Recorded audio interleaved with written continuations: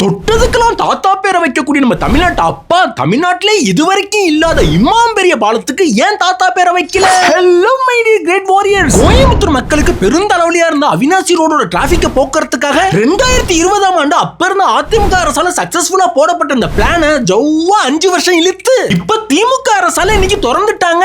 இந்த பாலத்தோட பேரு இந்தியாவின் எடிசன் அழைக்கக்கூடிய கோவை புகழ்பெற்ற விஞ்ஞானி ஜிடி நாயுடு பேரை வச்சுட்டாரு நம்ம தமிழ்நாட்டோட அப்பா.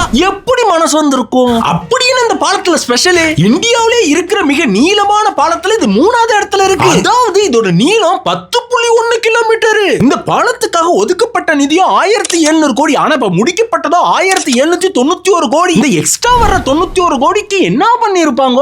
இந்த பாலத்துல ஏறிட்டோம்னா மொத்தம் 8 இடத்துல ஏறி இறங்கலாம். ஆனா இப்ப 7 இடத்துல மட்டும் தான் ஏறி இறங்க முடியும். ஒரு இடத்துல இன்னும் கட்டுமானம் முடியல. ஏன்னா அங்க சட்டச்சிக்கலா இருக்கு. ஒரு இடத்துல ரயில்வே பாதைக்கு மேல எந்தவித தூணுமே இல்லாம இரும்பு காடுகளை மட்டும் பயன்படுத்தி இந்த பாலத்தை அமைச்சிருக்காங்க. சூப்பரே. புது ஆளுங்க சப்ஸ்கிரைப் பண்ணிக்கோ, பழைய ஆளுங்க லைக் பண்ணிக்கோ.